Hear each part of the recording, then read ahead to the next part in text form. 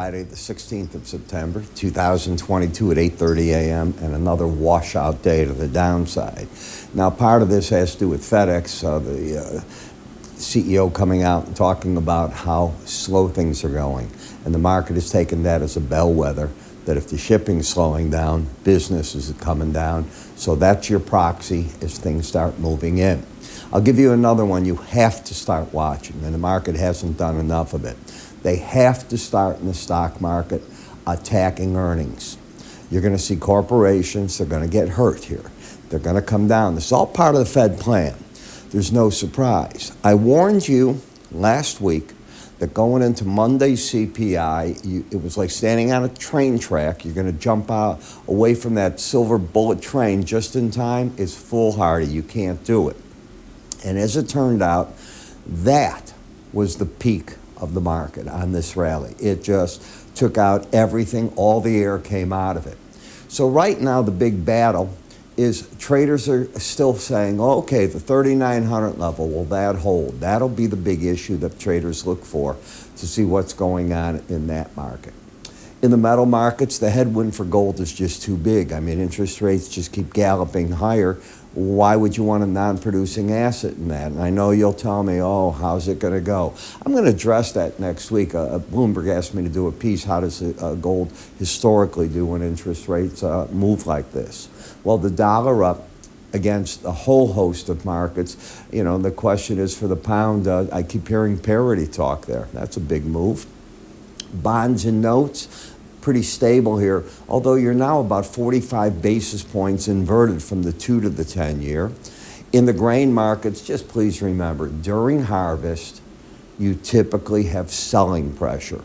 Think of it this way. Supply that's been in the field not ready is starting to come to the elevators. They'll look at how much supply they have, what's the demand for the market.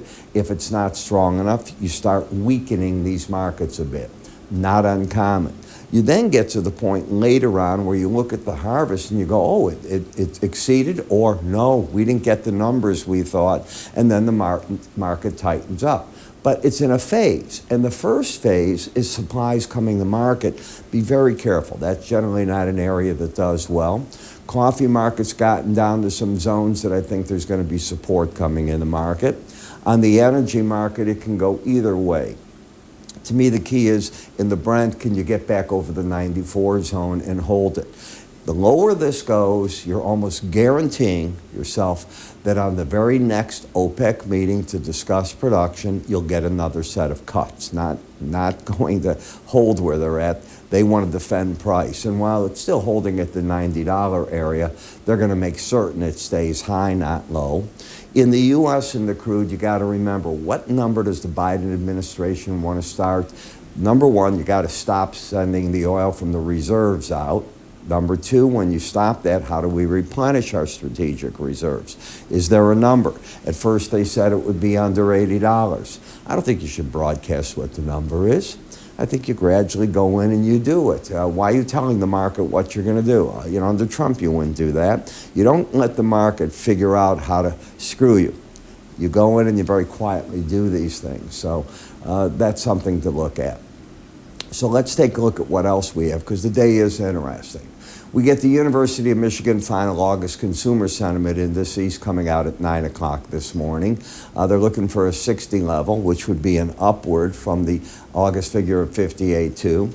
In the Eurozone, we got CPI data this morning, and it came in at 0.6% on the month versus an estimated or forecasted 5%. So it too is running hot. It's up 9.1% on the year. They can't live with that. It's way too much. August core CPI was up 0.5 on the month, and for the year, up 4.3%. Germany today took control of Russian oil giant Rosneft's oil company division there. So they have taken over the largest oil processing company in the country. The existing pipelines that they have, they can supply the refinery with non-Russian oil, but not enough to keep it operating at full capacity. There's an argument, can you run pipelines at a reasonable price from other areas to get the oil to that? Because this deal with Russia, that's going to go on for quite a while. There's nothing good going to come out of that. China's National Bureau of Statistics came out with a surprise. Retail sales up 5.4% on the year versus a forecast at 3.4. When you look into it, you see the auto sector was most of the uptick. The government came out with big subsidy plans for electric cars. That got it going. Industrial production did improve. Imports and exports both weakened in August. New home prices, this is terrible, down 1.3% year over year, and that's the sharpest decline in 7 years. So they have their hands full there. And as I said before, they have this draconian method that they got to get rid of dealing with COVID. It's just not the smartest thing they could be doing. So where do you go with all this? Well, you know, one of the things that I love to do is twice daily, I'm not sure if you realize it, I write newsletters. And I write in such a way where I realize your time's very important. So I do headlines, I do a lot of bullets, the key points, then paragraphs to sum things up as to where you're at, and I point you in directions in them.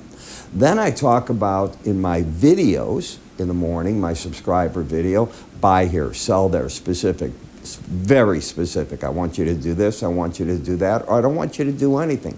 This has been a week where I haven't done very much, okay? The markets have been one-sided since the CPI. You've seen it, just down. Your portfolio is seeing it, I promise you, getting hurt with all that.